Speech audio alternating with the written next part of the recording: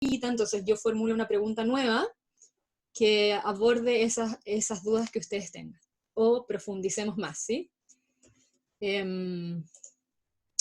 Eso, para que sepan que probablemente van a haber más personas que quieran alzar la voz, pero por honor al tiempo, vamos a seleccionar las preguntas también, ¿sí? Pero que reúnan un poco lo que ustedes están preguntando.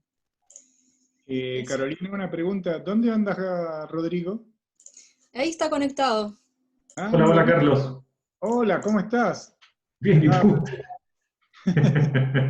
Están los dos ahí. Ya estamos aquí, Carlos. Bueno, no te veía.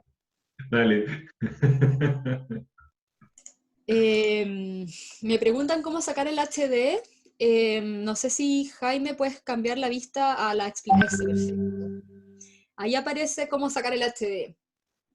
¿Sí? Vamos a configuración de video. Abajito está configuración de video y luego desmarcamos HD y nos fijamos que el tamaño de la imagen sea tamaño original.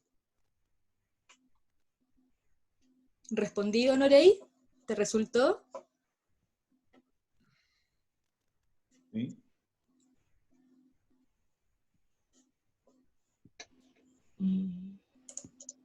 Compartir pantalla. No, si no hay que compartir la pantalla. ¿Y sí. cómo vaya a ver, Rodrigo? Cuando empecemos la charla, Rodrigo o Carlos van a aparecer en la pantalla que ustedes están viendo ahora. Esto es mientras esperamos a la gente y vamos explicando cómo usar la configuración del video.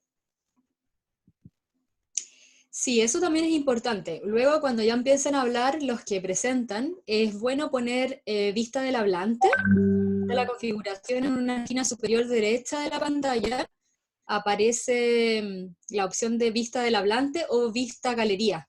La galería es cuando podemos ver a todos en cuadritos pequeños, pero es mejor para nuestra atención y poner la atención a quien está presentando que pongamos vista del hablante. Entonces así vamos a ver directamente a Carlos o a Rodrigo.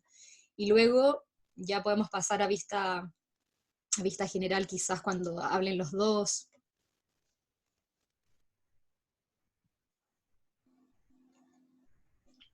Carolina, tú me ¿Sí? avisas cuando empezamos. Vale. Yo creo que podemos empezar ahora. A ver, somos 76 participantes. Me gustaría, Jaime, tú vas a grabar, ya estás grabando. Una cosa, creo que alguien tiene el WhatsApp web conectado y se escucha muy fuerte. No sé, a ver si soy yo. No, yo no. Bueno, los micrófonos tienen que estar en silencio, por tanto, no tendría que interferir, salvo que sea el tuyo. Carolina, desde este lado entonces ya estamos iniciando la grabación, están todos silenciados, vamos a vigilar eso y por lo tanto todas las preguntas podrán hacerse solo vía chat. Sí, bien, entonces demos inicio y después me pasas la palabra para recordar lo de las preguntas. Por favor, si quieres ahora. ¿Sí, sí? Sí. Ya. No, decir que, bueno, bienvenidos a todos, decir que el chat del grupo está único y exclusivo para hacer preguntas que van a ser dirigidas a Carlos o a Rodrigo. Si hay preguntas técnicas o algo por el estilo, prefiero que las hagan personalmente, como busquen ahí a quién va dirigida la pregunta, que puede ser, puedo ser yo o puede ser también Jaime, ¿vale? Entonces que el espacio lo usemos no para comentarios, sino para preguntas, ¿sí? Y yo voy a encargar de registrarlas y luego cuando terminen el conversatorio voy a hacer las preguntas que ustedes tienen y así optimizamos el tiempo y la calidad también de las preguntas. Eso. Perfecto. No sé si Jaime ¿vas a decir algo, Jaime, también? ¿O comenzamos con Carlos? No, estamos listos, voy a dejar de mostrar la pantalla nomás para que podamos ver a nuestros relatores. Perfecto. Lo importante es colocar vista del hablante como recordaba Carolina. Bien, vista del hablante, entonces comenzamos. Y había una duda ahí para Upiyu. ¿Upiyu?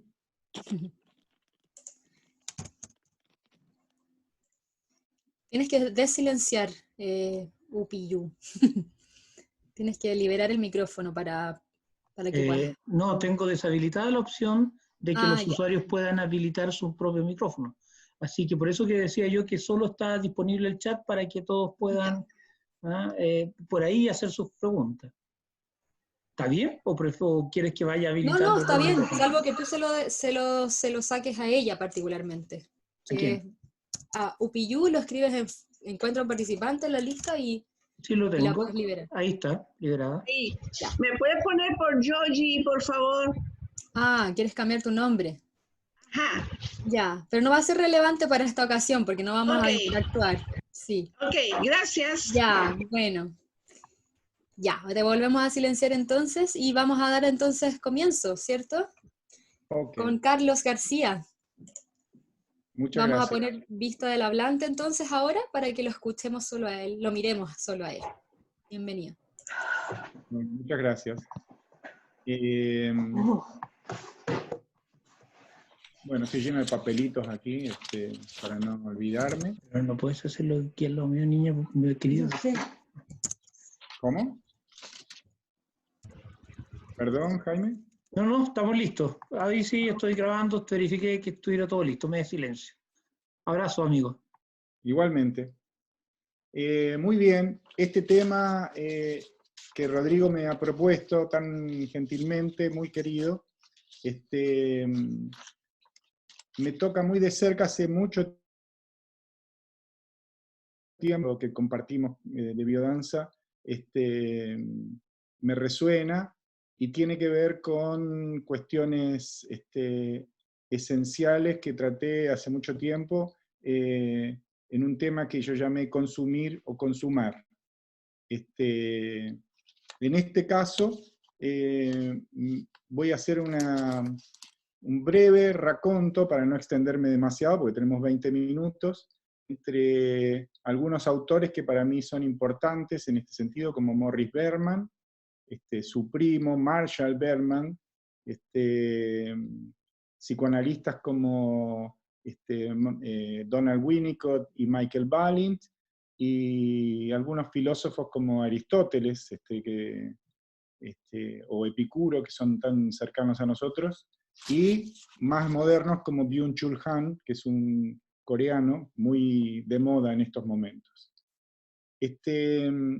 Esencialmente, Berman lo que nos aporta es algo fundamental para entender este proceso de cómo hemos transitado históricamente entre una sociedad que él estudia como de cazadores-recolectores, a la cual ve como una sociedad igualitaria, de relaciones horizontales, y con una característica que es muy importante, que después va a resaltar el psicoanálisis, en particular la escuela inglesa, con la teoría de las relaciones objetales, es decir, el apego, la relación de nutrición afectiva, que se supone digo, porque nadie puede conocer la psicología del hombre del Paleolítico, no tenemos ninguno para haberlo estudiado, pero lo que nos llega de ellos es justamente eso, que eran cazadores-recolectores, una relación con la naturaleza que no es de apropiación ni de propiedad, sino de sentirse la naturaleza como algo propio, es decir, propio en el sentido de identidad y no de identificación, no como algo externo.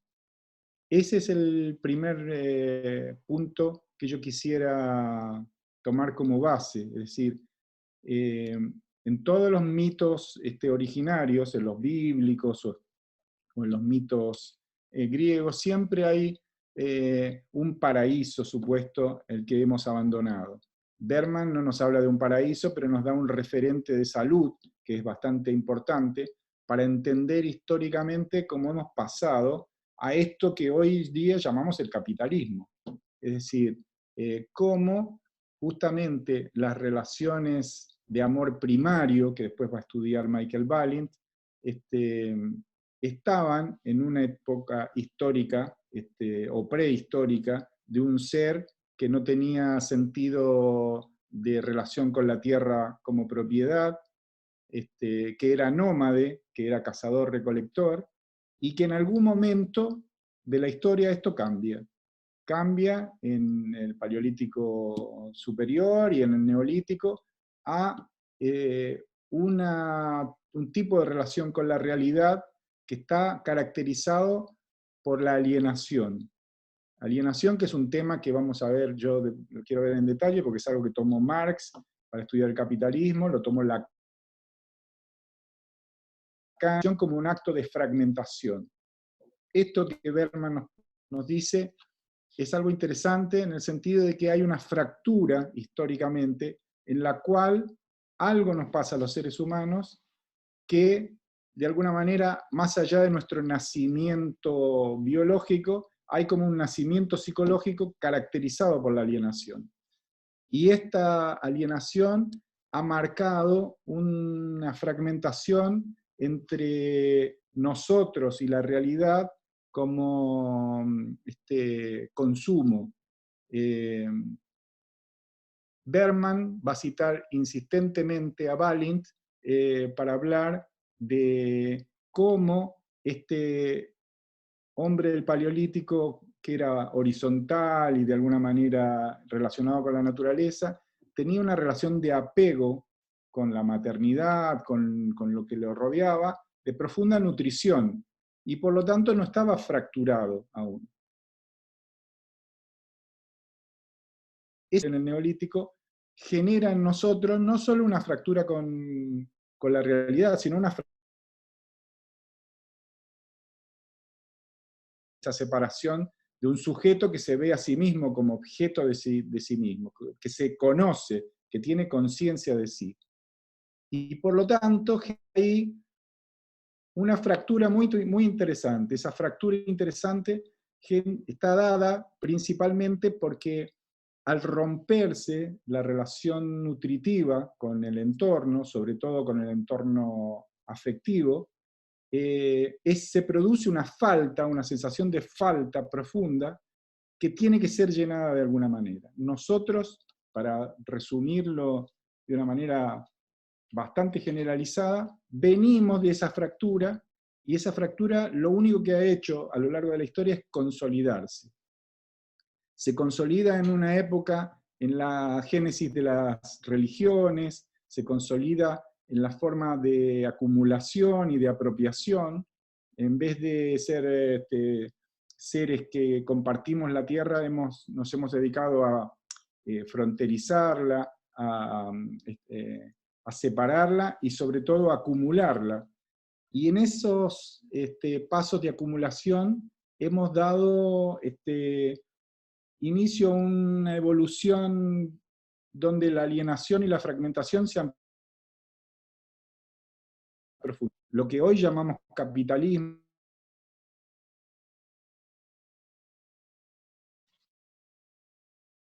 Yo resalté dos aspectos que me parecen muy importantes, que es lo que el pasaje de lo propio a la apropiación, lo propio como identidad o inmanente, y la apropiación como alienación, y la idea de propiedad, de ser propietario. Esta idea tan común del Neolítico para acá, de ser propietario, de apropiarse, se ha profundizado tremendamente. Balint insiste en que la falta de nutrición primaria en nosotros, seres fragmentados, se compensa con objetos de satisfacción secundaria. Esos objetos de satisfacción secundaria no son nada más ni nada menos que el impulso al consumo que tenemos nosotros. En particular, en esto que es el objeto de nuestra charla, la felicidad pasa a ser como en la especie de horizonte del consumo.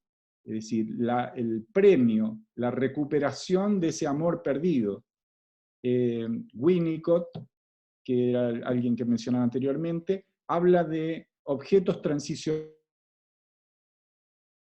De alguna manera lo que compensa esa falta con un osito, con alimento que a un niño le hace bien, como para sentirse de alguna manera que tiene algo que lo cuida, que lo quiere. Nosotros hemos transformado ese objeto transicional de una manera tremenda. Nuestros objetos transicionales ahora son grupos de biodanza, son personas, son los shopping centers, y hemos proyectado eso a niveles insanos, ¿no es cierto? Hemos pasado de una cultura de separación y alienación a una cultura de consumo extremo. Y en esa cultura de consumo extremo, la biodanza entró radicalmente. Yo quiero citar después un texto de Nicolás Centurión, muy importante, sobre el consumo, y sobre el consumo en el sentido emocional, sobre una política del consumo. De alguna manera es como un sustituto de la falta. La falta básica, esta que es generada por la fractura, por la alienación, de alguna manera lo que nos genera es un impulso a la compensación.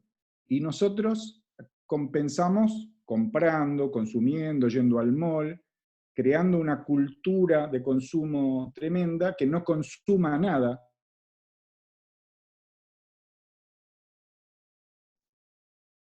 Lo que generamos en eso, de alguna manera, es una estructura emocional, una estructura que busca la felicidad como objeto perdido, como un elemento, como un horizonte al que hay que llegar.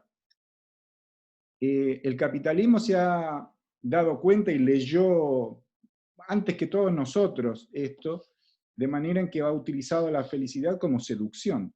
La seducción de vender cualquier objeto como promesa de la felicidad, el discurso en el que vienen embebidos todos los argumentos publicitarios, y nosotros como facilitadores de biodanza, como terapeutas, como psicoanalistas, no escapamos a eso. Muchas veces lo que nosotros proponemos, el discurso en el cual está puesto nuestro trabajo, está imbuido de esa promesa de felicidad, de esa especie de espejismo en la cual nosotros prometemos que si disipamos de lo que compensación de lo que nos falta. La idea de falta es esencial. Falta no en el sentido como motor de un deseo, por lo general lo tenemos asociado a eso, nosotros vamos en busca de lo que nos falta, y eso es, de alguna manera, lo que mueve, de alguna manera, nuestra identidad. Yo creo que al contrario, la falta es justamente lo que bloquea nuestra estructura de identidad, lo que bloquea la identidad en el sentido de no poder relacionarnos con lo real, con lo concreto, con lo que nos envuelve, con lo que somos en general, con el ser. Esa falta, de alguna manera compensada siempre con promesas de felicidad, nos lleva a situaciones de angustia tremenda. Aristóteles hablaba de un concepto que siempre se traduce mal, se traduce como felicidad, pero no es eso. Él hablaba de eudaimonia. La eudaimonia no necesariamente es felicidad, sino que es afirmación de la vida.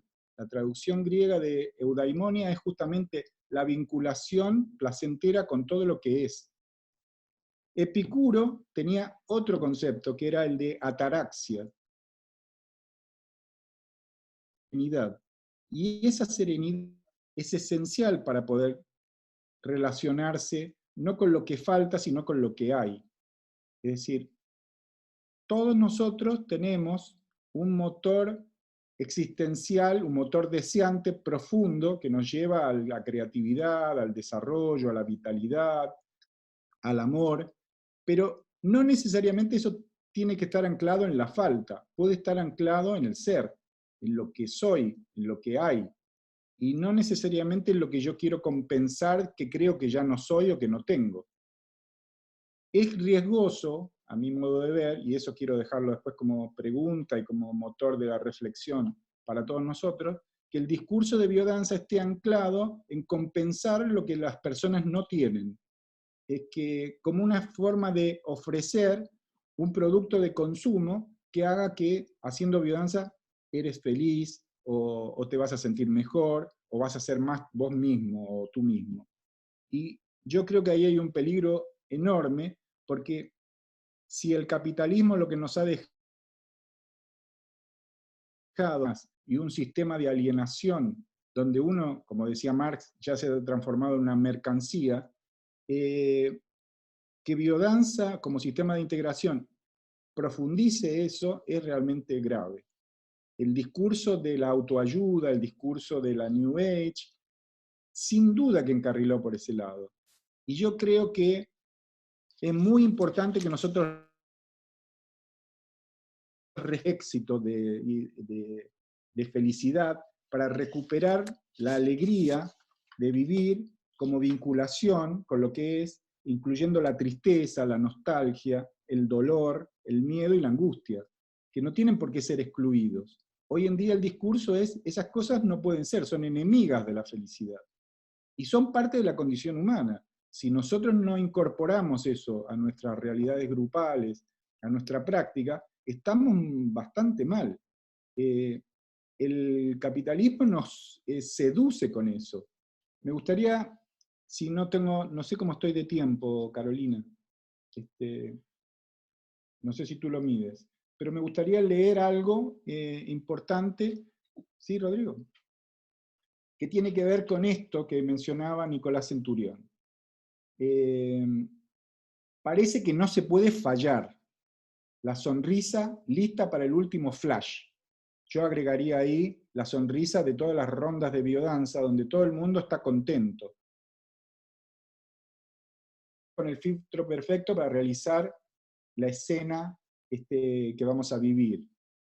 Incluso, yo no sé si ustedes, la mayoría deben saber, las nuevas cámaras o los nuevos celulares smart, inteligentes, detectan la sonrisa y están programados para detectar en el retrato la sonrisa. Y yo creo que eso ya es el colmo de los colmos, porque es un imperativo de que el retrato tiene que reflejar la alegría.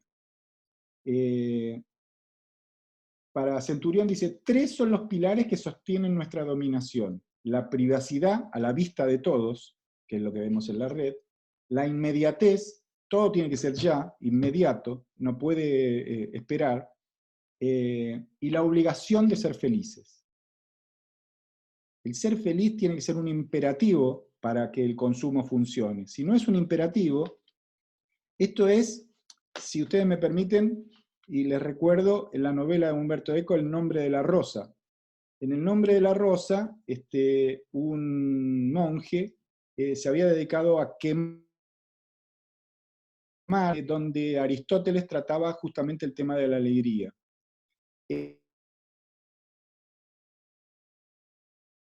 Y los que hayan visto la película lo habrán de ver en detalle. El detective que busca eso, el monje que trata de descubrir por qué sucede eso, por qué mueren las personas, llega al punto en que habla con este monje y le dice, pero ¿por qué has envenenado a tanta gente?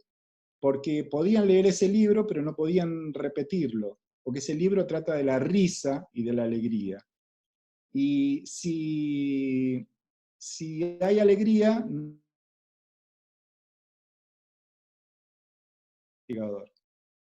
y por lo tanto, ese Dios castigador, en este caso, es también un Dios castigador del consumo y del capitalismo, es decir, entonces no sirve, tiene que ser la felicidad imperativa para que vos puedas realizarte de alguna manera. Y eso lo contienen algunas mercancías. El punto es que esas mercancías a veces se mezclan con prácticas, como una especie de psicopolítica o de política emocional. El coreano Byung-Chul Han hace hincapié en que la psicopolítica recurre a un sistema de dominación que en lugar de emplear un opresor, utiliza un poder seductor, inteligente, que consigue que los hombres se sometan por sí mismos al entramado de dominación. Dice, hay dos, hoy las redes nos mandan a ser felices, no hay espacio para la reflexión ni la tristeza. Las frases de autoayuda pululan en hermosas gráficas bien pensadas. El sermón light, el eslogan que será un tatuaje, la frase precoz de la moralidad lavada.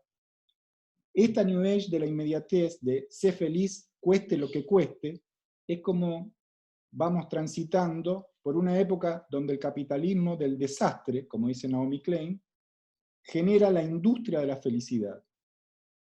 William Davis escribió un libro sobre la industria de la felicidad que nos muestra cómo el imperativo de ser feliz de los consumidores, para que no nos preocupemos, sobre todo de temas políticos, de temas sociales o de temas comunitarios.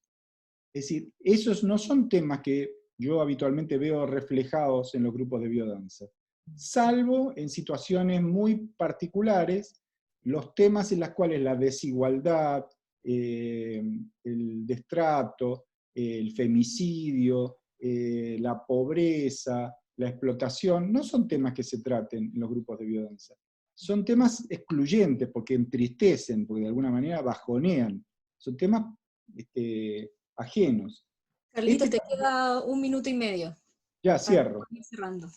Gracias. Este capitalismo emocional, como decía Eva Iluz, apela a procesos identificatorios cada vez más primitivos. Primitivos, y no en el mejor sentido de lo primitivo, no en el sentido de llegar a las bases de ese hombre cazador-recolector igualitario. Primitivos porque nos llevan al origen de la fragmentación y la alienación. Identificatorios porque no apelan a la identidad, sino a un modelo externo al que hay que parecerse. Cualquier similitud, dice él, con los líderes de extrema derecha es pura coincidencia. Nos sumerge en una realidad de dientes afilados, rostros plenos, postales y paisajes que distan mucho de la realidad que simplemente asoma si lo intentamos por detrás de la pantalla de nuestro dispositivo electrónico preferido. Cierro con esto. La empatía reposa en una linda imagen de Instagram. La solidaridad cabe en 140 caracteres de Twitter. La conciencia yace en un posteo sesudo de Facebook y nos dice lo que hubiéramos dicho al patrón cara a cara, lo que no le hubiéramos dicho al patrón cara a cara hace unas horas. Es decir, es importante que este trabajo, que no apele solo a la felicidad, sino a la coherencia, que me parece un término mucho más importante, la coherencia entre lo que uno siente y lo que uno hace, es importante que incluya las situaciones de indignación, las situaciones de rebelión, que los grupos de biodanza sean grupos fértiles en algo que se está gestando y que yo creo que pues no es nuestra oportunidad cuando salgamos de este encierro. Si esta situación de reclusión no nos sirve para reflexionar, no sé qué es lo que nos va a servir. Bueno, espero escuchar a Rodrigo ahora. Gracias. Muchas gracias, Carlos. Excelente, muchas gracias. ¿Estamos en Rodrigo? Para su presentación. Medio fragmentado, Rodrigo, pero bueno, algo... Sí. Bueno, lo primero, decirles que estoy feliz. me hace feliz escuchar a Carlos, me hace feliz que seamos más de 100 colegas reunidos, reunidas, juntándonos a reflexionar sobre nuestro quehacer, juntándonos a reflexionar sobre algo que es tan sensible como la afectividad humana. Entendiendo afectividad humana no solamente como ternura, cariño, sino toda la trama afectiva, todo lo que nos pasa en el ser. Dentro de ese abanico, bueno, está la pregunta por la felicidad. Me gustaría a mí inaugurar lo que tengo que decirles, planteando algo que en realidad creo que es como una falsa pregunta, ¿sí? Y que eventualmente, si no echamos mano a la filosofía, podemos caer en esa trampa. Y en ese sentido, me gusta mucho como partir de lo que plantea Carlos, porque para mí es como un tramado de base sobre el cual puedo profundizar en algunas cosas, ojalá. Muchas veces nos preguntamos de manera automática si somos o no somos felices. O incluso si el ser humano quiere ser feliz o no quiere ser feliz. Ante esta forma de formular el problema, las respuestas son sí o no. Y el trabajo de la filosofía no es responder si somos o no somos felices, si queremos o no queremos ser felices. La pregunta de la filosofía es fundamentalmente hermenéutica, es decir, ¿qué estás entendiendo por felicidad? Y al formular la pregunta, ¿qué estás entendiendo por felicidad?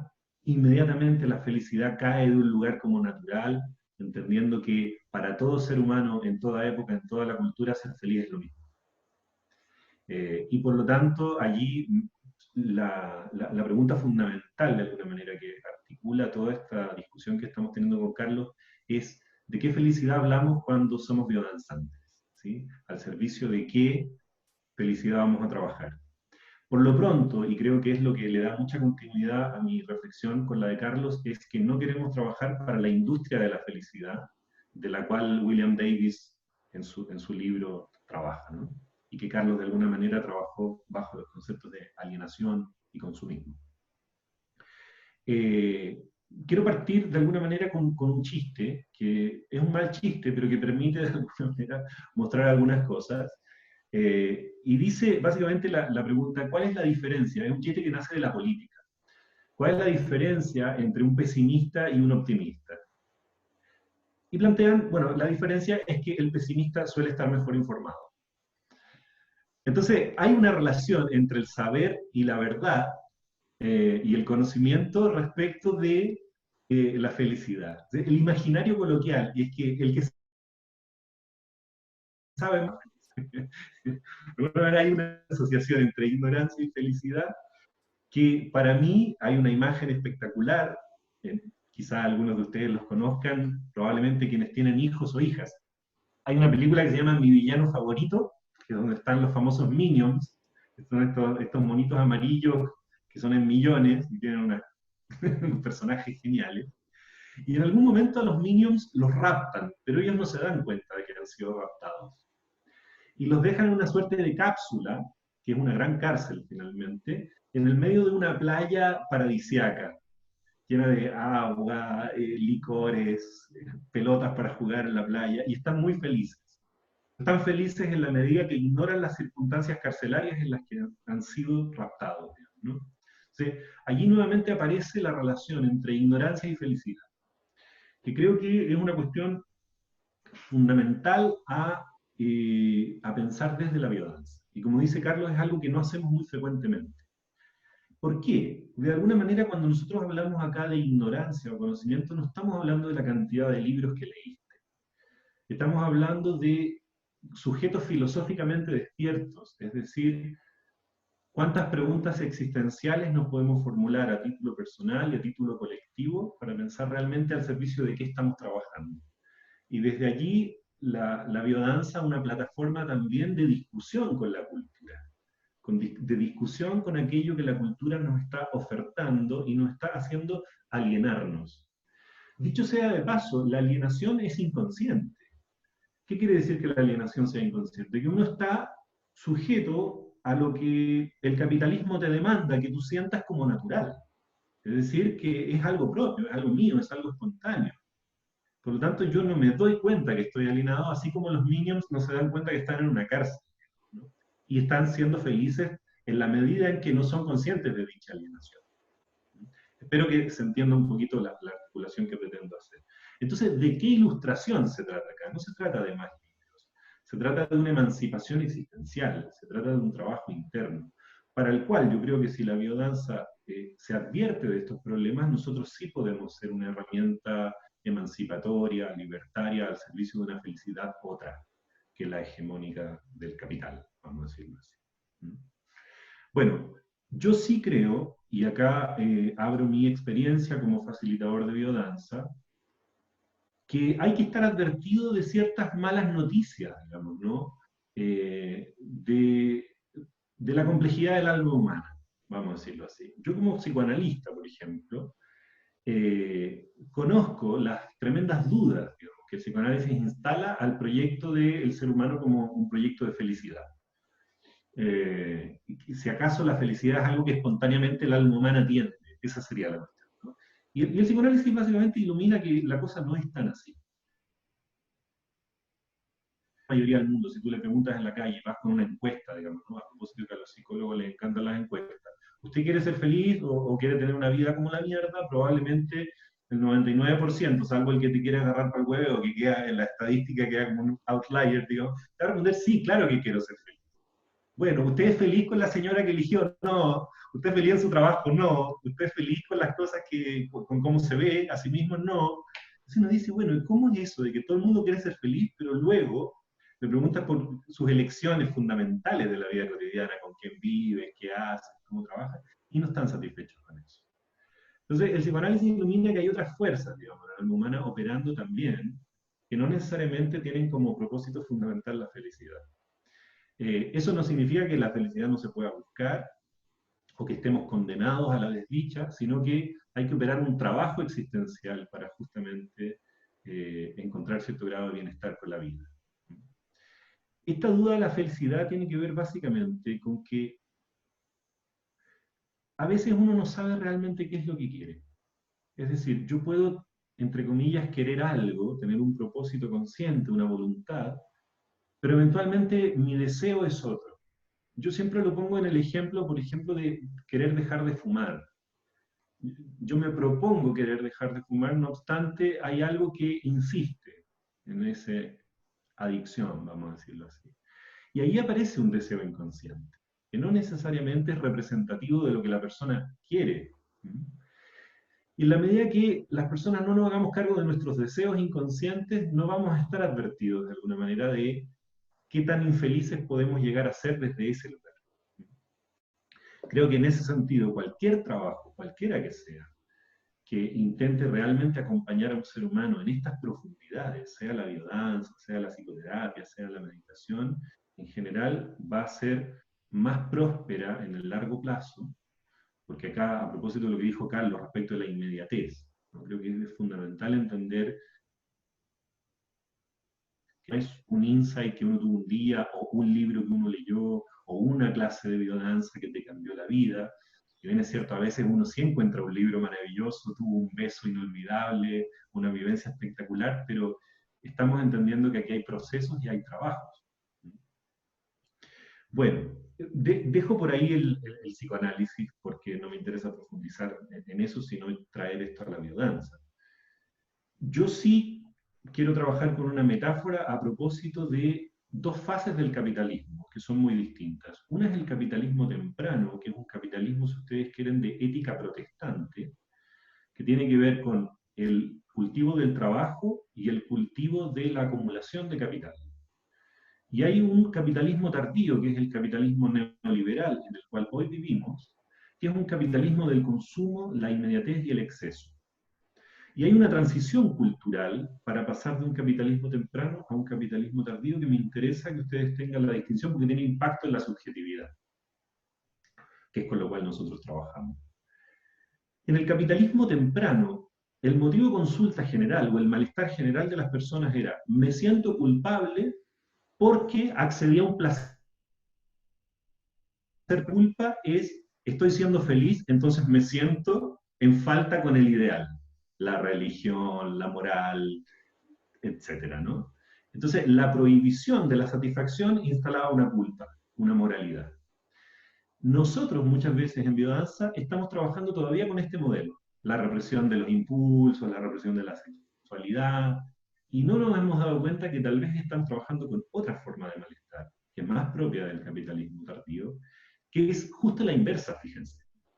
Hoy día el motivo de consulta tiene que ver mucho más. La culpa está instalada en el no estoy siendo todo lo feliz que debería ser. O sea, no estoy a la altura del nuevo ideal, porque el nuevo ideal no es la prohibición, es el exceso, es la felicidad. Como decía Carlos, es el imperativo a la felicidad. El ideal de las personas felices que están en alguna parte en este momento bailando en las Bahamas, versus yo, que estoy aquí sufriendo, digamos, entonces la culpa es que no estoy siendo todo lo feliz que debiera ser y por lo tanto no estoy sacando mi máximo potencial. Entonces, esa presentación del malestar es diferente, porque de alguna manera es el pase-gol para el consumismo más absoluto. De hecho, Jean Baudrillard, que es otro sociólogo, al igual que Davis, que le recomiendo leer y después podemos dejar como referencia, en algún minuto en el capitalismo temprano en Estados Unidos le dijeron: ¿cómo hacemos para que estos tipos que son protestantes se sientan felices con 2 autos, porque la maquinaria productiva necesita que los tipos se sientan éticos teniendo 2 autos y que no se sientan culpables. Y fíjense que la principal maquinaria ideológica en el pase del capitalismo temprano al tardío, ¿saben cuál es? Es el marketing. Es decir, la propaganda. Y la propaganda y el marketing que nos lleva al consumo, fundamentalmente es un discurso de felicidad. Es una promesa de felicidad. Por lo tanto, todos los economistas ligados al mundo del marketing descubrieron que trabajar con las emociones y con la promesa de la felicidad era la principal forma estratégica de hacer que nos volviéramos consumistas sin sentirnos culpables por ello. Y eso generó todo un cambio cultural, no solamente económico, sino también subjetivo. Bueno, lo dejo por ahí porque espero que se entienda. Ahora, el principal problema de esto es algo que Cabanas, que es uno de los escritores del libro que se llama Happycracia, que también les recomendamos mucho, es lo que él llama hipocondría emocional. Ustedes saben que la hipocondría es una sobrepreocupación respecto de que uno podría estar enfermo de algo. ¿Sí? Pero se produce también lo que él llama una hipocondría emocional, es decir, cada vez que tengo duda, me siento un poco triste, tengo sensación de vacío, estoy aburrido, etcétera, se produce una hipocondría, como algo está mal en mí, no estoy siendo feliz. Y entonces necesito algún estímulo, comprar algo, prender el televisor, hacer algo para eliminar y suturar esa falta. Tanta es la hipocondría emocional que estamos viviendo. Yo me acuerdo haber estado en un funeral llorando porque tuve un accidente terrible hace años atrás, murió mi pareja en ese momento, y se acerca alguien a ofrecerme ansiolíticos. Entonces yo le digo, viejo, estoy llorando porque murió mi mujer. No, pero es que es para ayudarte. Entonces, ahí es donde de alguna manera vamos viendo cómo vivimos en una cultura que yo no tengo nada en contra de la alegría y la felicidad, ¿no? Sino cómo este imperativo ataca la riqueza y la complejidad de la alma humana. Incluso la expresión espontánea de afectos que son los que permiten, por ejemplo, hacer algo muy digno, que es un duelo, para el cual no hay tiempo, no hay espacio y nadie lo soporta. Entonces, se ha patologizado cualquier emoción que no sea positiva. Entonces, mi ataque no es contra las emociones positivas, es contra el imperativo, contra la obligatoriedad de que cualquier persona que no esté así está mal. El efecto de eso, por supuesto, es un gran consumismo de positividad. Todo tiene que ser positivo, los pensamientos, los productos, etcétera, etcétera. Creo que eso nos lleva a una pobreza psíquica, a una pobreza psicológica, y sobre todo la contracara de esto es que hay más depresión que nunca en el mundo. O sea, paradójicamente, hoy consumimos más bebidas energéticas que nunca, tenemos más libros de autoayuda que nunca, tenemos más recetas para dormir bien que nunca, y tenemos más insomnio que nunca, más depresión que nunca, más suicidio que nunca. Entonces, la contracara oscura, vamos a decirlo así, del mandato a la felicidad es justamente su justo opuesto. Bueno, ¿a qué quiero llegar? Y con esto voy cerrando. Quedan 5 minutos, Rob. Perfecto, es justo lo que necesito. Gracias, Carolina. Durante algún tiempo, la revolución como una metáfora del yo o del aparato psíquico humano como una cibernética, como una computadora. Entonces, ustedes leen todos los papers de neurociencia entre los años 70 y el año 90, se habla de el cerebro como una computadora. Esa es como la principal comparación por las conexiones sinápticas, el hardware, el software, en fin. Y de alguna manera todo eso generó todo un modo de hablar, digamos, ¿no? De la gestión de la felicidad, que hoy día, porque no me quiero extender en esto, llegó a un nuevo tipo de subjetividad, que es entender al yo ya no solo como una computadora maquinal, sino entenderlo como una empresa. O sea, el tipo de subjetividad que hoy día el capitalismo instituye, porque con esto entiéndase, el capitalismo no es solo un sistema de producción o de dónde están los dueños de los medios de producción. El capitalismo también es una forma de cultura y por lo tanto instituye una forma de subjetividad, una forma de ser, un lazo social. En ese sentido es cuando nosotros criticamos al capitalismo desde el punto de vista de la meritocracia, el individualismo, la soledad, etc. La competitividad. Todos esos son elementos culturales del capitalismo. Entonces, hoy día el yo es una empresa. Y las empresas, ustedes saben que tienen éxito o tienen fracaso. Entonces, hoy día el modo de pensar el proyecto vital es al modo de éxito o fracaso. No solo en términos de éxito o fracaso, sino además el éxito y el fracaso dependen por entero de mí mismo. Es decir, individualismo juntado con alienación. Es una maquinaria perfecta para hacernos sentir culpables cada vez que no somos felices. Sumado a la desarticulación absoluta de los lazos sociales y de los lazos comunitarios, que son justamente aquellos que permiten el amor por la vida, por decirlo de manera muy rápida. Esto se ve mucho en la psicología del trabajo. Por ejemplo, yo sé que a Carlos también le gusta mucho este autor, Christophe de Jours, que trabaja el problema de las empresas están mucho más dispuestas a ofrecernos coaching o ofrecernos lo que fuere como de bienestar, pero no están dispuestas, por ejemplo, a aceptar el sindicalismo, porque el sindicalismo justamente robustece el lazo social y el comunitarismo, y eso le da herramientas al aparato psíquico para no enfermar. Eso es tremendo, o sea, hay discusiones políticas aquí de gran alcance, si ustedes quieren, por la cual la biodanza creo que puede trabajar. O sea, aquí la biodanza es una bisagra. ¿Dónde la vamos a colocar? ¿Al servicio de qué? Esa es una pregunta filosófica importante. Porque no está dado, no simplemente porque la biodanza esté buena, el método sea fantástico, Rolando haya sido progresista de izquierda, entonces ponemos play y estamos generando emancipación y felicidad de la buena. No creo que opere así. Ahí es donde entra justamente la conversación entre colegas. Bueno, justamente quiero llegar a algo que yo llamo biopolítica y biodanza. La biopolítica es un concepto de Michel Foucault. Básicamente, y supongo que me queda un minuto, así que lo hago muy breve esto, Michel Foucault dice que las coordenadas simbólicas, las leyes, el capitalismo, supónganlo ustedes hoy día, permea cómo nosotros nos relacionamos con nuestro propio cuerpo y con nuestra propia intimidad. De manera que cuando nosotros hacemos, por ejemplo, las feministas, esto lo tienen clarísimo, ¿no? Cómo el capitalismo, el machismo, el patriarcado se mete en sus camas, les dice qué tienen que hacer con su cuerpo, etc. Ahí hay una estrategia de dominación. Yo creo que la biodanza debe ser necesariamente como imperativo ético, yo lo tomaría en términos de kantianos, digamos, ¿no? Una contrahegemonía biopolítica. Por ejemplo, la más clara y que nosotros siempre la hemos trabajado es, ¿se acuerdan? Cuando nosotros trabajamos integración corporal, la parte superior es sagrada, la parte inferior es profana. Eso es biopolítica. Es decir, la ideología de las religiones llevada a la relación con el propio cuerpo. ¿Qué es lo que plantea biodanza? Bueno, el cuerpo completo es sagrado. Ahí hay un acto biopolítico, digamos, ¿no?, emancipatorio. Yo creo que hoy día, frente al capitalismo, tenemos que volver a pensar cómo las danzas, el cuerpo, nuestras consignas producen una emancipación subjetiva, ¿sí? Una liberación en un sentido biocéntrico.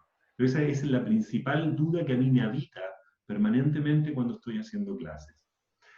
Y en esto les dejo básicamente la siguiente propuesta. Piénsense ustedes, como facilitadoras, como facilitadores, si sus consignas, que a mí no me gusta llamar consignas, ¿sí?, más bien invitaciones verbales, le llamaría, porque consignas del mundo militar, en fin. Pero bueno, todos entienden aquí a qué me refiero con la consigna.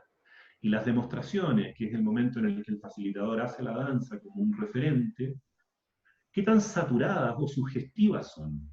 Es decir, con saturado, ¿qué quiero decir? Si la consigna es, ahora te vas a sentir contento y vas a sonreír y te va a pasar esto, y el movimiento es así, y entonces se genera una contaminación, casi como psicología de masa, digamos, de wow, wow, wow, y vamos y nos sentimos empoderados. Creo que estamos actuando la felicidad capitalista, pero sin darnos cuenta. En lugar de operar con, eventualmente, consignas más abiertas para que la propia persona las lea en su mundo interno. Así como no hace falta hacer siempre demostraciones. A veces sí, sobre todo en los grupos de inicio y en algunos ejercicios claves, sin duda. pero ¿estamos siendo referentes de felicidad? ¿Copy-paste? ¿Debe ser como el facilitador? ¿O estamos realmente facilitando un espacio para que cada persona encuentre sus propias respuestas ante las preguntas de la vida? Yo por lo menos participo un poquito más de la segunda propuesta. Para cerrar, queridos, les quiero leer una frase que complementa un poco lo que leyó Carlos sobre Byung-Chul Han, pero que es todavía más antiguo y que creo que está muy lindo. Es de un libro que se llama Un Mundo Feliz, de 1932, de Huxley. Y les leo este mundo feliz, a ver, dejarnos pensando. Una dictadura perfecta, dice, tendría la apariencia de una democracia, pero sería básicamente una prisión sin muros, en la que los presos ni siquiera soñarían con escapar. Sería esencialmente un sistema de esclavitud en el que gracias al consumo y al entretenimiento, los esclavos amarían su servidumbre. Eso es justamente todo lo que los filósofos culturalistas contemporáneos están denunciando. Que el imperativo a la felicidad no es tan libertario ni simpático como parece. 10 segundos más para leerles un chiste de Slavoj Žižek, otro filósofo, y entonces ya doy el pase a que conversemos unos 10 minutitos, Carlos, ¿te parece? Sí, claro. Bueno, un viejo chiste. Como mi chiste también es malo como chiste, pero permite pensar algunas cosas. Dice lo siguiente: en la ya extinta República Democrática Alemana, un trabajador alemán consigue un empleo en Siberia. Consciente de que su correo será leído por los censores, les dice a sus amigos: establezcamos un código. Si la carta que os envíe está escrito con tinta azul, lo que ella diga será verdad. O sea, tinta azul, lo que va es cierto.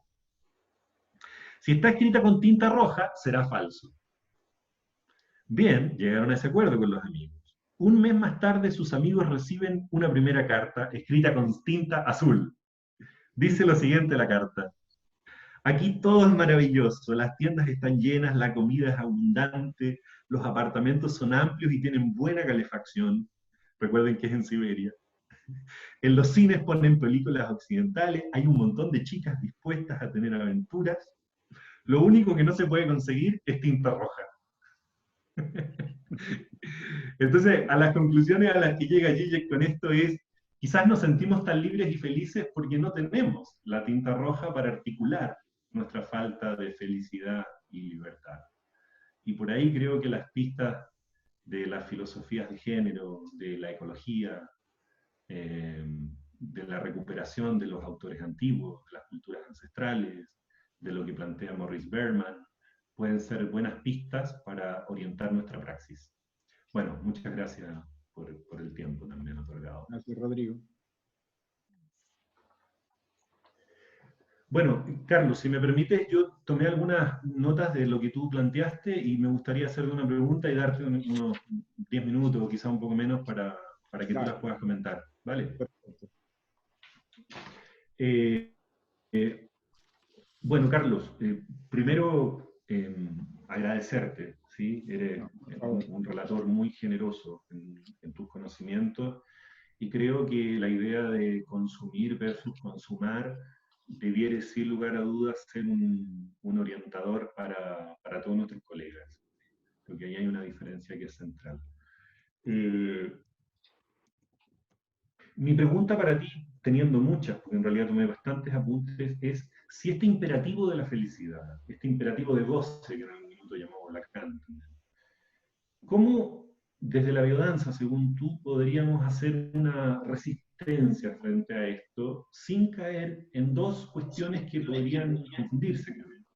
Es ser amargados, así como el tonto serio, que le llaman, o ser conservadores, digamos, ¿no? Este mundo obsceno, digamos, lleno de libertades, deberíamos volver más bien a una moral religiosa, digamos, ¿no?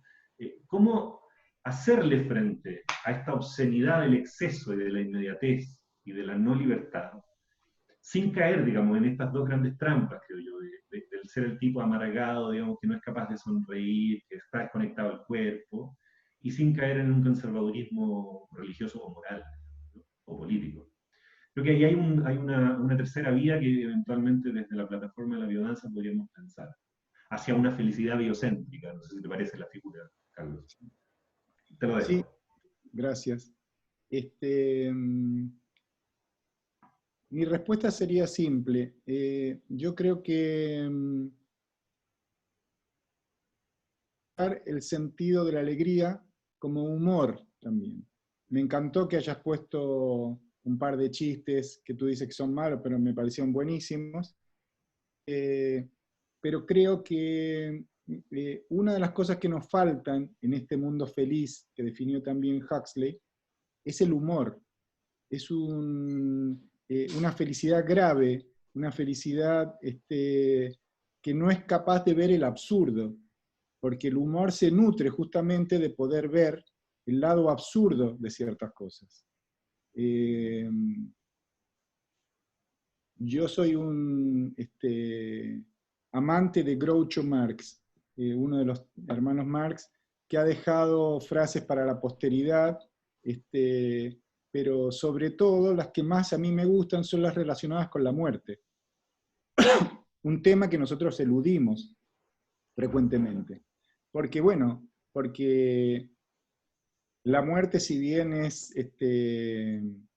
algo ya supuestamente asumido, es el fin del consumo. A este capitalismo tardío, como tú definiste, no le convienen los muertos, le convienen los crónicos. Es decir, estos seres humanos que consumen sin parar. Y si su vida puede continuar, es importante que continúe. Por eso yo hago una distinción entre vivir y durar. Al capitalismo tardío le conviene más que duremos mucho y consumamos mucho. Y nos vende justamente productos, psicofármacos, energizantes, todos los que sean paliativos como para durar, pero para no vivir. Y Groucho Marx tiene referencias a la muerte que me parecen extraordinarias. Una de las más importantes es la que decían, a pesar de que no es verdad, que estaba escrito en su lápida. Él había puesto, disculpe señora que no me levante. A mí me parecía brillante que alguien pudiera bromear justamente con el elemento más frío en nuestras vidas. Y entonces creo que para responder a tu pregunta tenemos que revalorizar el sentido de la alegría. La alegría no necesariamente es felicidad. La alegría involucra muchas veces la forma en que uno con humor puede ver hasta las situaciones más trágicas. Yo tengo un ejemplo que vi aquí en un documental en Argentina sobre un señor que ya falleció, el señor Fuchs, y que fue prisionero de Auschwitz. Y él mencionaba que había personas que no habían salido nunca de ahí, a pesar de haber sido liberados, porque la prisión interna era tan grande, el dolor había sido tan tremendo que no conseguían liberarse de eso. Liberarse también con el imperativo de la felicidad, no poder salir de eso, como tú dices, como idea inconsciente. Entonces, en el documental, las personas que hicieron el documental invitaron a Fuchs a volver a Auschwitz, a visitar otra vez el campo. Y ahora, el campo de Auschwitz, un museo que es visitado por mucha gente de todo el mundo, sobre todo por familiares. Muy raramente el que fue víctima de eso vuelve allí. Entonces él cuenta que cuando volvió, la chica que estaba en la puerta le preguntó, ¿es la primera vez? Y él respondió con sentido del humor, no, pero la primera no tuve que pagar. Y creo que eso muestra un estado de liberación en la tragedia más terrible que la humanidad puede haber vivido, que alguien pueda tomar cierta distancia y ver esa tragedia, implica un acto de liberación. Y creo que una de las cosas que nos pasa en biodanza es eso. Nosotros consumimos muchos chistes, bromas, pero no necesariamente humor. Y el humor es justamente la incorporación de lo trágico en la vida. el sentido de lo trágico.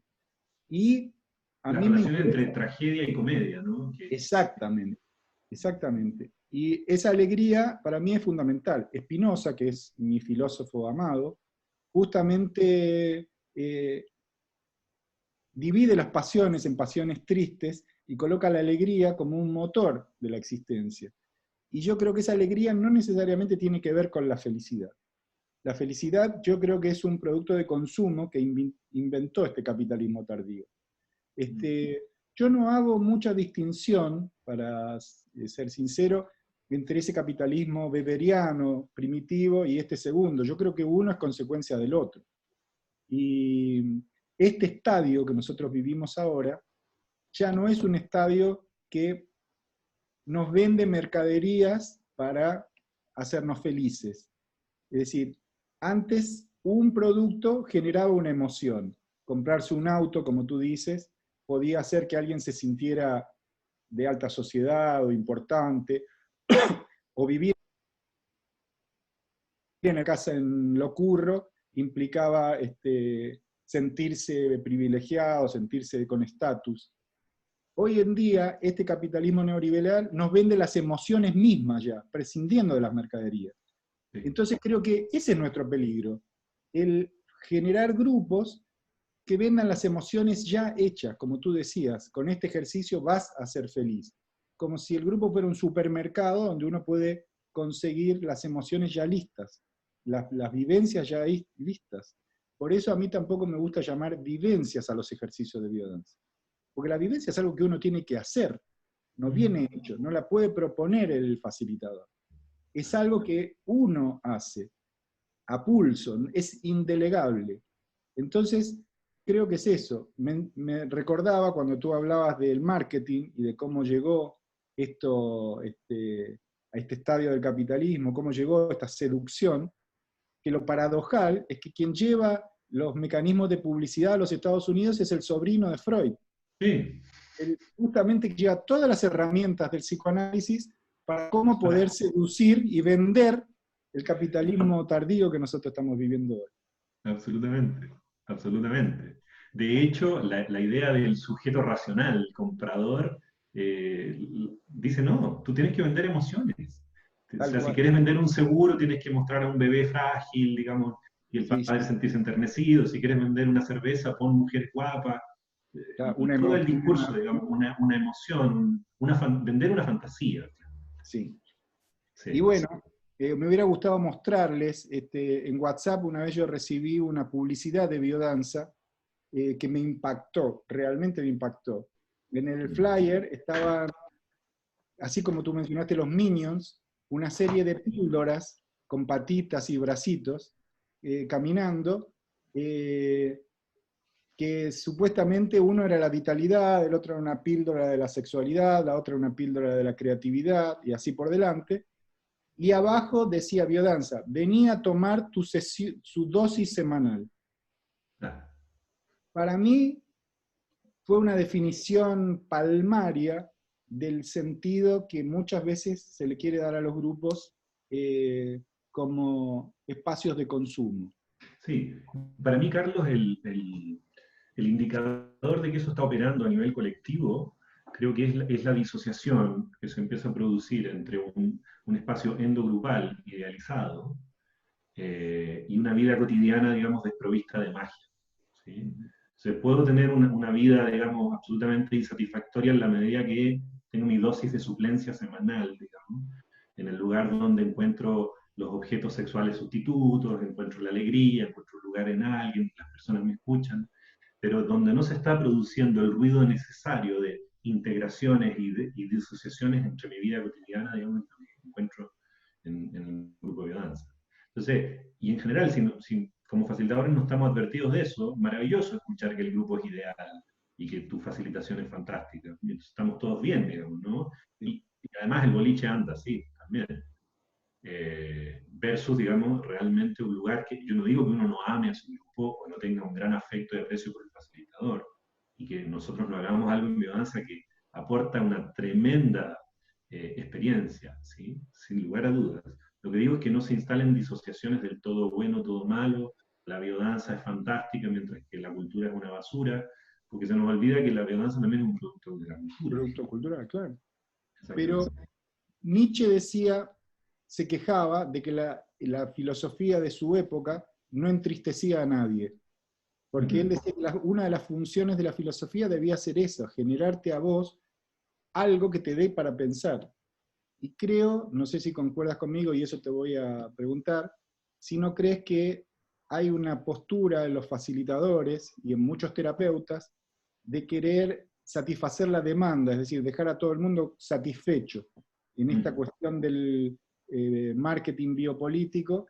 El cliente tiene siempre que estar satisfecho y siempre tiene la razón. Entonces, uno de los éxitos marcados para el facilitador es que esté todo el mundo contento, y el miedo a decepcionar, el miedo a tocar fibras que hagan que la gente se angustie o que la gente piense. Sí. ¿Y por qué no decepcionar?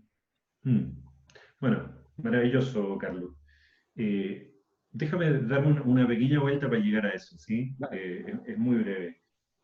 A propósito de lo que planteaste tú, de este marketing, como de este flyer de biodanza, estaba yo buscando si efectivamente existe esta aplicación, que en algún minuto creo que en el libro de Happy Gracias se plantea, que es una aplicación que se llama Happify.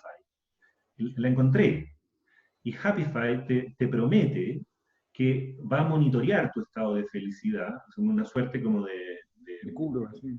De curva, ¿sí? Estadística, basada en la psicología positiva, sin lugar a dudas, y que te promete en determinados tiempos, si tú haces determinados ejercicios, subir, digamos, tu curva de felicidad y mantenerla. Pueden verlo ahí, digamos, ¿no? Entrena tu cerebro para que sea pleno de pensamientos positivos, etcétera, ¿sí? Ahí yo creo que en esa aplicación, digamos, está como condensada así, toda la lógica y la mecánica de esta cuestión que estamos criticando. A mí la cuestión del Big Data y toda esta cuestión me fascina desde el punto de vista como investigadores, ¿no? Hace poco conversaba con un gran amigo que trabaja en estas cosas y me dice, ¿tú sabías que Facebook sabe semanas antes que tú si te vas a separar de tu polola? Y los tipos exactamente lo saben. Saben por lo que te has detenido, por cuántas páginas porno has visitado, por si acaso tus recorridos cambiaron, y lo logra anticipar y tiene un algoritmo que tiene gran margen de asertividad. Entonces, es muy interesante de alguna manera cómo ahí hay un control de masa justamente ligado a la cuestión de la felicidad y el consumo. Bueno, quería darme esa vuelta porque creo yo que la función de facilitadores es una posición, y uno tiene que tomar posiciones éticas, como toda posición, digamos, ¿no? Abstenerse de tomar posición también es una posición, o sea, no hay forma de evitar el problema ético en una praxis subjetiva y vincular. Y desde allí, nuestra ética debiera ser de plena satisfacción del cliente, vamos a decirlo así, o eventualmente proponer, digamos, ¿no? un espacio potencial para desplegar un trabajo. Y con trabajo lo digo en el sentido más digno y amplio de la palabra. Claro. Trabajo puede ser disfrute, pero que haya un proceso. Y yo me inscribo en esa sensibilidad. Creo que la biodanza en su gran mayoría, espero, también esté resonando con eso. Y desde allí sí, para responder muy brevemente a tu pregunta, creo que el facilitador sí puede decepcionar, sí puede reflexionar, como también puede fallar. El facilitador no es una suerte de integración encarnada, digamos, ¿no? Es alguien que simplemente fue 3 años a una escuela a adquirir un título. Es un facilitador, digamos. Concuerdo con Rolando cuando dice un facilitador es un agente de cambio cultural y todo, pero no por el simple hecho de tener un título. No. Lo es en la medida que lo hagamos. Por lo tanto, ahí hay algo que no está dado de antemano, sino que es algo que tenemos que hacer, ¿sí? Lo mismo pasa, Carlos, con esto del grupo biodanza es un grupo biogenerador. Sí, puede llegar a ser un grupo biogenerador, pero no porque juntaste a 20 personas que llegaron a un salón, tienes dinámicas biogeneradoras. Tiene que haber un proceso, digamos, de amor, de construcción de vínculos para que eso se dé. Entonces, en esto de no darle siempre el sí o el gusto a todas las personas, creo yo que hay que hacer un trabajo de identidad muy fuerte, ¿sí? Una vez me contaba una amiga que me decía, tuve un tremendo problema. ¿Por qué? No, porque a alguien le encantan las zambas y a otra le carga, entonces ya no sé si poner zambas o no. Bueno, entonces le dije, pero a ver, pensemos, ¿cuándo quieres poner samba? ¿Sí? ¿Con qué criterio? Creo que ahí hay una pregunta que es fundamental, digamos, ¿no? Porque cuando uno toma una decisión ética siempre le falla a alguien. Claro, tal cual. Y la vida implica, digamos, ensuciarse en el barro, porque si alguien quiere no ensuciarse, bueno, no vivió. Y hay que tomar riesgo. Sobre todo a mí me preocupa el fenómeno que el facilitador se coloque como ejemplo. Lo que tú mencionabas, que hablábamos de agentes de cambio, muchas veces se confunde como una forma de aprendan de mí. Y a mí eso siempre me ha preocupado, porque en eso también existe el imperativo que tú mencionabas, de que uno no puede fallar. El éxito está medido en función de la satisfacción que el grupo genera. Y yo creo que no hay un parámetro en el cual el rendimiento del facilitador se pueda medir con éxito o fracaso. Sí. Tiene que estar puesto en otros parámetros, sin duda alguna. Tal cual es. Y mira, solamente para cerrar de mi parte y dar espacio a tu última intervención o a preguntas también de las que están planteándose. Yo creo que la figura de facilitador tenemos que repensarla filosóficamente porque es muy clara. O sea, lo contrario a facilitar es dificultar. ¿Sí? Sí. Y por lo tanto, el facilitador, ante todo, debiera ser una función que genere condiciones que le faciliten a las personas desplegarse. ¿Sí? Sí. Y por lo tanto, para mí muchas veces un buen facilitador funciona como las vigas fundamentales de un edificio.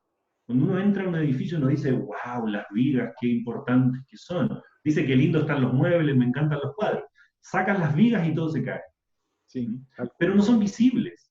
Son fundamentales, pero no son visibles. Entonces creo que un buen facilitador también se mide cuando aparece, cuando dice una consigna bella, cuando hace una demostración que es deflagradora, sí, pero fundamentalmente un buen facilitador o facilitadora es aquella que sabe desaparecer para que el grupo aparezca, para que la música aparezca y para que la vivencia tenga espacio. Tal cual. Bueno. Muchas gracias a todos, a los dos, Carlos y Rodrigo. Creo que todos nos hemos nutrido un montón de todas sus reflexiones. Y bueno, dar paso a las preguntas. Hay varias preguntas interesantes. Creo que no nos va a dar el tiempo, desafortunadamente, para poder responder a todas.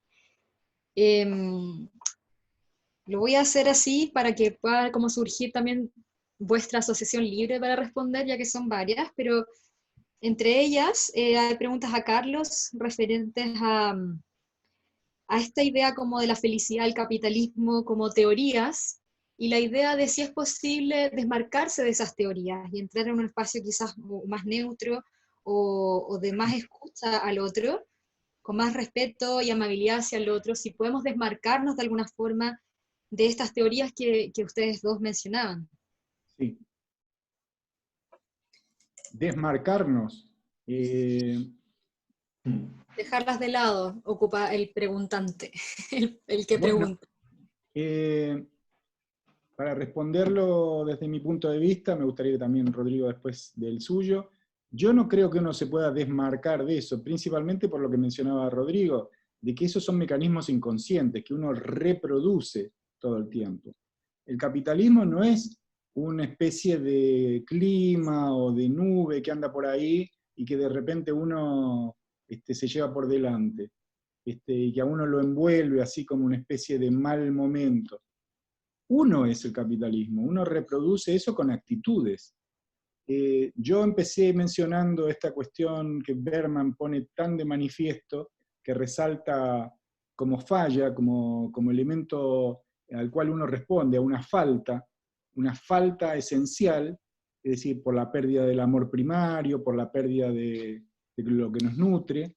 Esta falta lo que genera es que uno tenga que compensar eso. Uno lo compensa consumiendo, pero Rodrigo bien mencionó que hay diferentes estadios. Antes uno podía consumir automóviles, heladeras, objetos, pero hoy en día uno entró en otro estadio en el cual hay una especie de capitalismo emocional.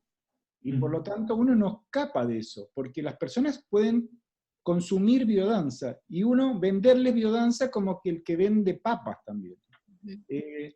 Y entonces lo que depende ahí no es el desmarcarse, sino cómo uno cambia su discurso y cómo uno se hace consciente de esto. Es decir, cómo uno está plenamente consciente de cuál es su rol en esto. Porque el punto no es volverse una especie de Che Guevara de la biodanza.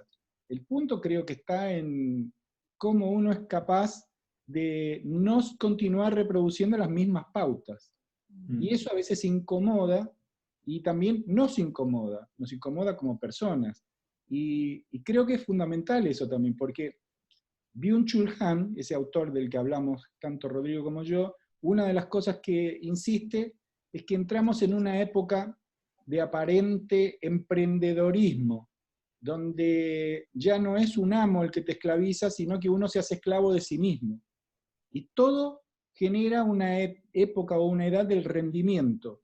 El sexo se transforma en un acto de rendimiento y una performance, y el facilitador también mide su rendimiento en función de la satisfacción que genera en su grupo, cuando en realidad lo que podríamos tener como percepción, como vínculo, es los niveles de empatía, de reflexión, de los niveles de encuentro que somos capaces de generar, y no tanto si todo el mundo sale contento o feliz. Y ser capaz también de acoger en el seno del grupo gente que viene con una profunda tristeza, con una profunda angustia, y no querer calmarlos con la biodanza, como mencionaba Rodrigo, con el ansiolítico. Es decir, en momentos donde hay gente que está tremendamente arrasada o en crisis, ver eso como lo que significa eso, que es ruptura, es una posibilidad de cambio, ¿no? Rodrigo, no sé si que...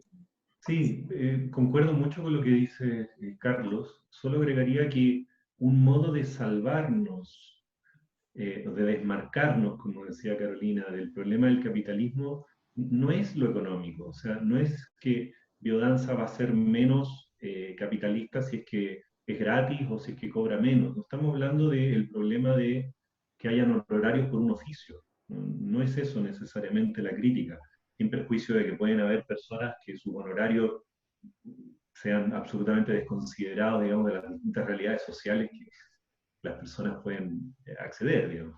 Pero el problema no es eso, porque tú podrías hacer incluso biodanza gratuita y aún así estar trabajando al servicio de los ideales culturales y capitalistas. Pero quizás es una distinción primera, digamos. El problema no es solamente si se cobra o no, más allá de que hay políticas de cobro que pueden ser más sociales o más, digamos, como amigas del capital. Sí.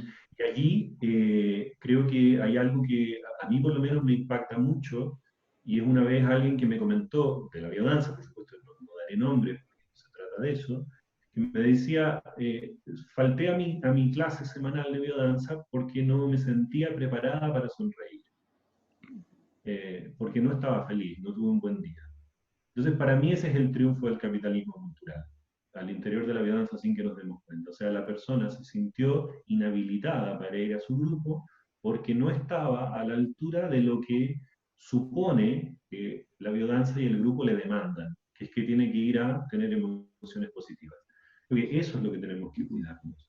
Acá no se trata de que no trabajemos con la parte sana, no se trata de que no trabajemos con inducir vivencias en general de naturaleza placentera y alegre, se trata de qué hacemos con los emergentes espontáneos y naturales que las personas van teniendo, que no siempre son así.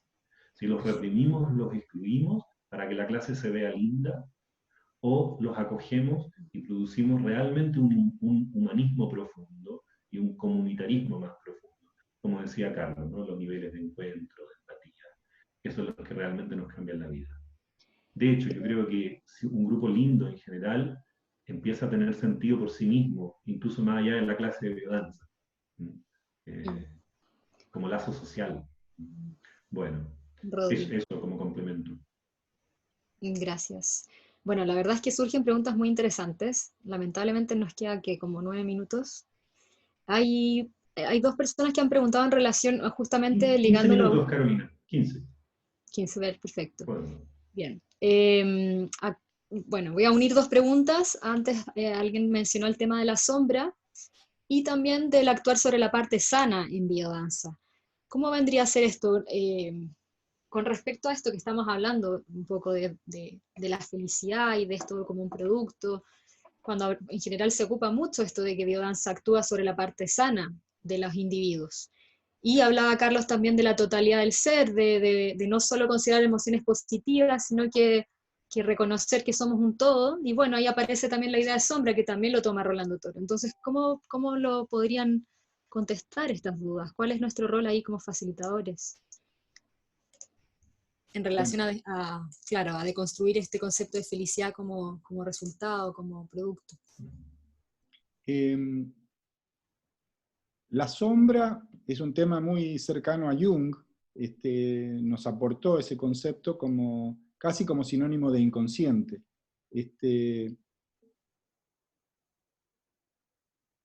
Porque ya no como un concepto terapéutico o psicoanalítico, sino como un elemento propio de todos nosotros, de toda vida. Toda vida arroja de alguna manera determinada sombra. Lo que sucede es que eso es producto de qué irradia también, cuál es la luz que está proyectando. La sombra es producto de la luz, no al contrario.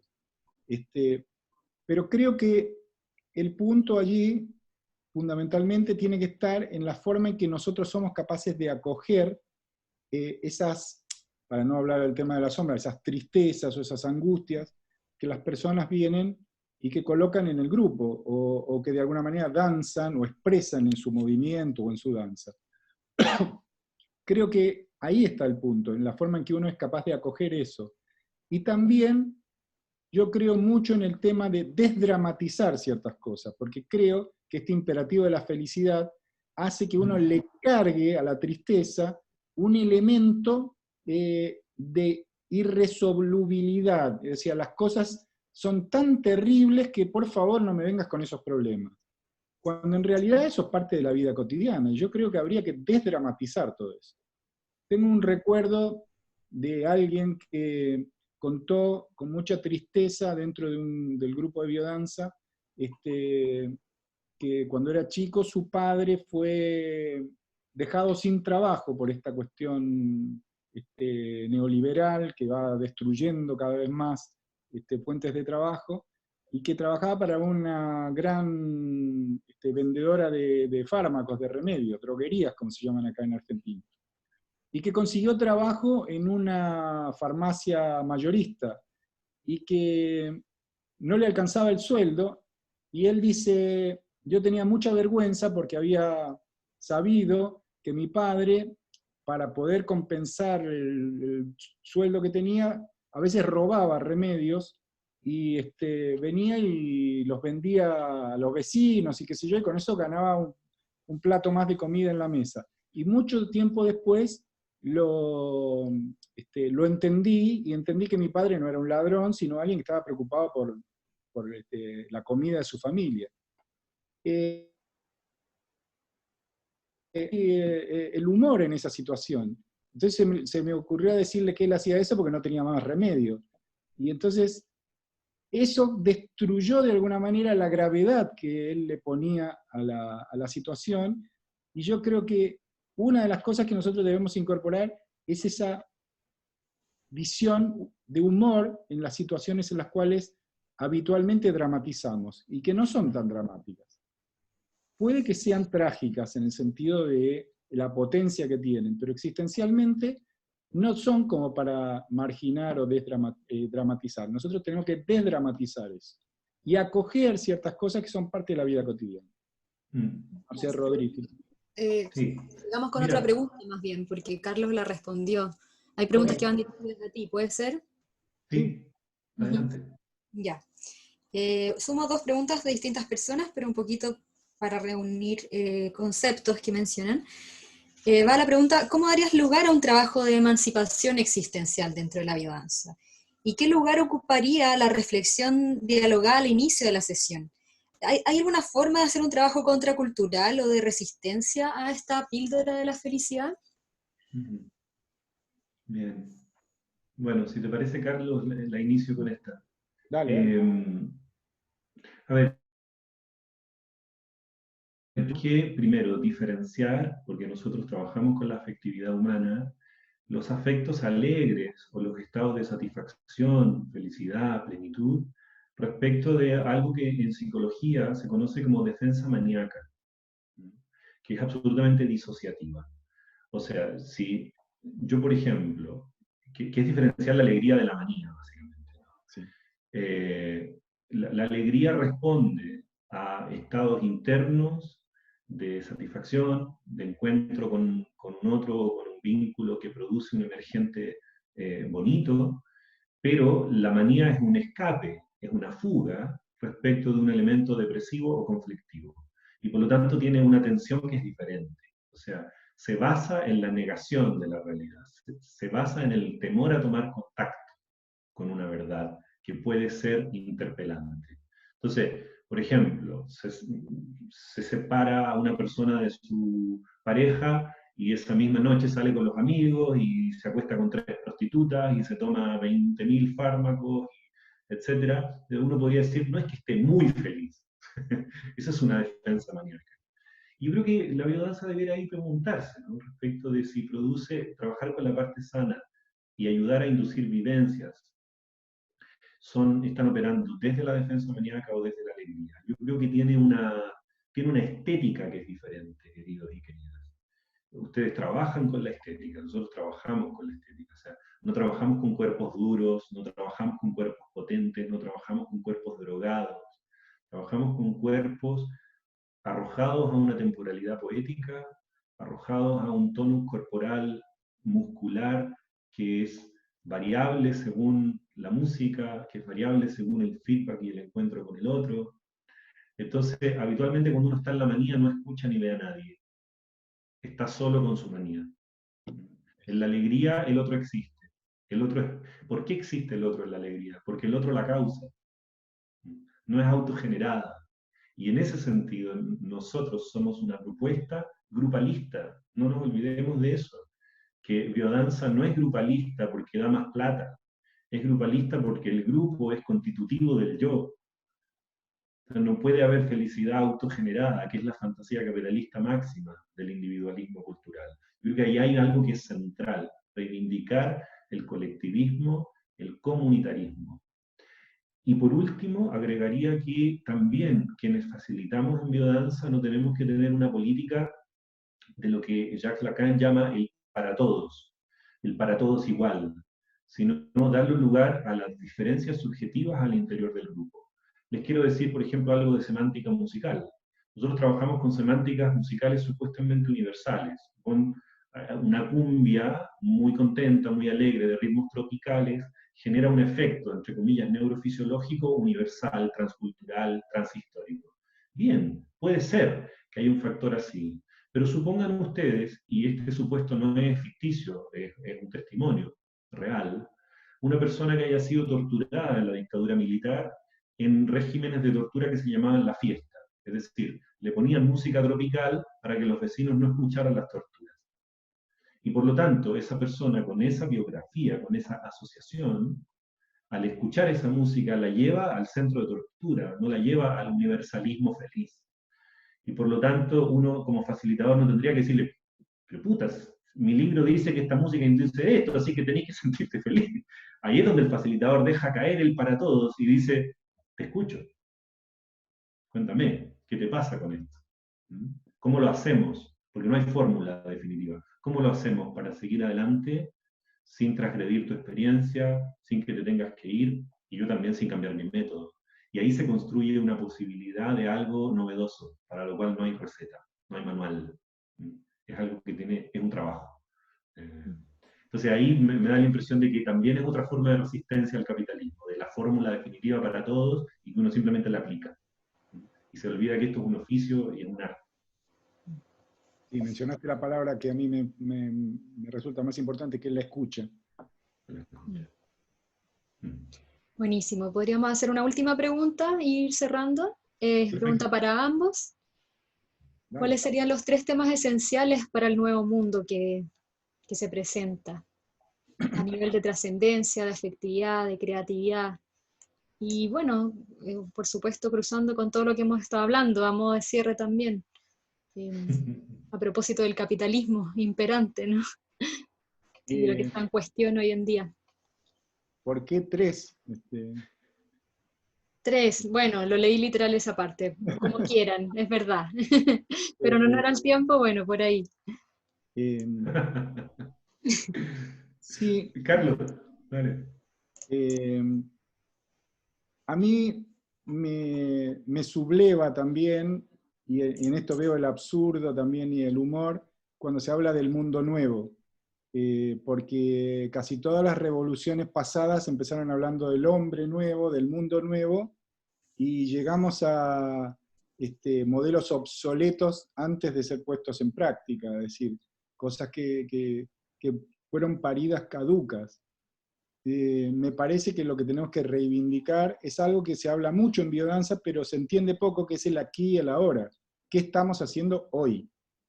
Ese aquí y ahora no tiene que ver con la inmediatez consumista de tiene que ser ya. Lo quiero ahora y lo quiero todo. No, tiene que ser la revalorización del aquí y el ahora como fenómeno en el cual yo estoy parado, en el cual soy. Y creo que eso es algo que en biodanza debe ser el tema fundamental, de todos los días, no de los que vienen. Porque, ¿cómo vamos a hablar en un mundo donde la vida es finita del mundo que está por venir? No sabemos cómo vamos a vivir mañana, si vamos a vivir, y yo creo que eso nos invita a revalorizar cada instante como si fuera el último. Si en biodanza somos capaces de recuperar eso, va a ser importante. Yo particularmente tengo un rollo muy particular, que ya lo he hablado varias veces, con el tema de la trascendencia. La trascendencia estaba asociada a las religiones y a su vez también al consumo de lo que está más allá. Es decir, ¿de qué manera fuimos educados? En el consumo de una especie de paraíso recuperado, de tierra prometida, a la que vamos a ir si cumplimos con determinados estándares, determinados mandamientos. Eso es también una forma de consumo, el consumo de la redención, de la salvación. Se nos ha vendido, los administradores o los marketineros de la fe lo tienen eso. Aquí en Argentina, no sé cómo será en Chile, las iglesias evangelistas tienen un cartel que es "pare de sufrir". Y ese pare de sufrir invita a consumir una felicidad prometida. Yo creo, como Spinoza, más en la inmanencia que en la trascendencia. Y creo que la inmanencia nos trae a algo que en su definición está bien dicho. La inmanencia es lo que te es propio, no de lo que te apropias. Lo que te es propio, lo que sos, lo que eres. Y yo creo que eso es algo que debemos reivindicar en biodanza, no tanto por lo que viene, sino por lo que hoy es. Hoy, el fenómeno pasa hoy, está pasando en este momento. No sé cuánto se puede proyectar eso. El futuro no es algo que existe, sino algo que tenemos que construir, vivencialmente, éticamente. ¿Rodrigo? Yo me acordé de un fragmento de la película de Los Simpsons, cuando se está acabando el mundo, y todos los que estaban en el bar de Moe corren a la iglesia y viceversa. Todos los que estaban en la iglesia se van al bar de Moe. Claro. Ahí aparece la verdadera creencia, digamos, bajo condiciones límite. Yo espero que biodanza no sea una iglesia, eso primero que nada, porque Y tampoco el bar de Moe. genera condiciones de poder, digamos, que son muy peligrosas, digamos, para todos los miembros. Que sea un bar de Moe.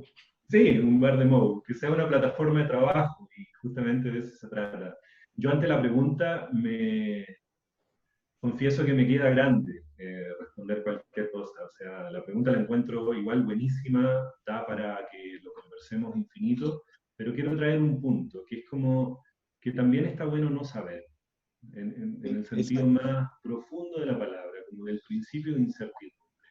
Creo que pronunciarnos respecto de qué es el coronavirus, qué tipo de sociedad viene de aquí en adelante, qué va a pasar con el capitalismo, o cómo hacer que biodanza transforme la vida humana y social y ecológica, son preguntas buenísimas, pero yo creo que las preguntas pequeñas que surgen de esas grandes son mucho más interesantes que la respuesta definitiva que alguien, o un experto pueda tener.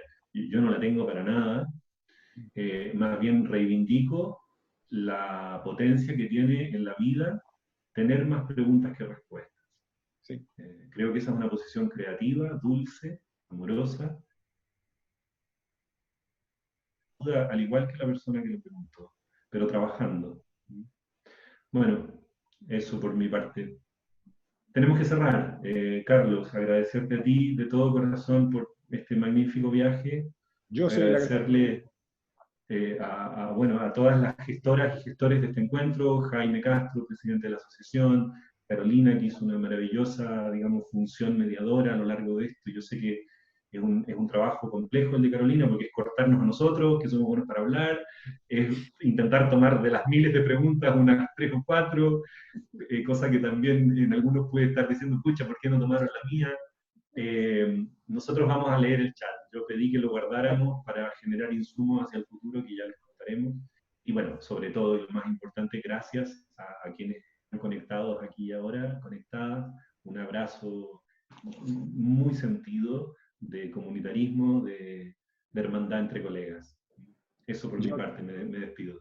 Yo agradezco, Rodrigo, agradezco a ti que me has entusiasmado en esto y me siento profundamente agradecido de todos también, de la escucha, de las preguntas.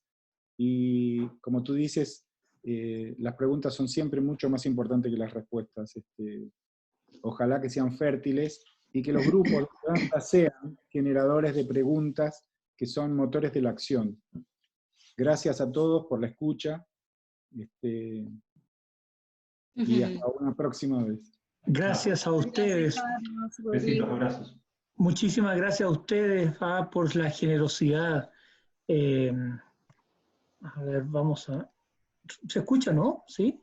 Sí. Sí, ok. Muchísimas gracias por la generosidad de estar aquí. Quiero también agradecer a todos los asistentes e invitar a todos los facilitadores y facilitadoras a también poder regalarse con sus saberes, poder replicar estos encuentros con nuevas invitaciones, nuevas propuestas. La Asociación de Facilitadores de Biodanza de Chile es una plataforma abierta para todos y para todas. Entonces, esto podemos continuar replicándolo para poder nutrirnos colectivamente. Ese es el sentido de la asociación. También les invito a sumarse a esta asociación. Necesitamos ser, ojalá, todos y ser uno. Un abrazo, un beso para todos. Un abrazo. Abrazos. Abrazos. Chao, gracias. Chao, Carlos. Gracias. Chao. Adiós a todos y todas.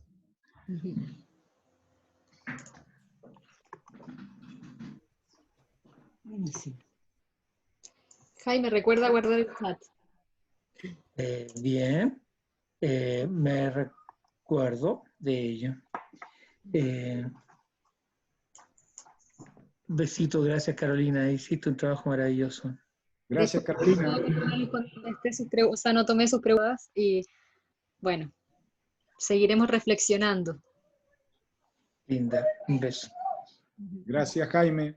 Gracias, Carolina. Gracias, Carlos, gracias. A todos.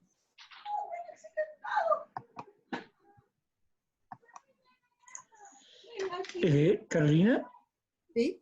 grabé en el equipo, ¿tú sabes en qué área queda? Creo que está en mis documentos, se guarda en una carpeta que dice Zoom. Perfecto. ¿No? Pero dice Ya muestra. Sí, ya detuve la grabación, ahora antes de cerrar la sala, voy a revisar que todo haya quedado bien. Ya, pero lo guardaste el chat. Sí, un besito, que estés bien. Besito.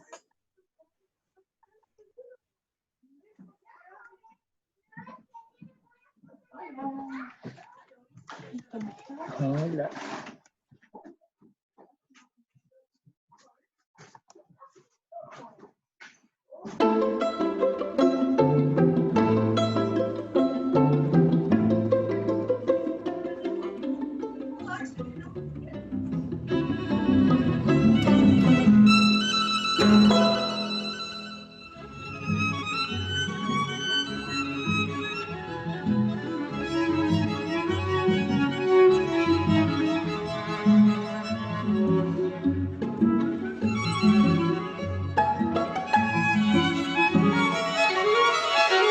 Gracias.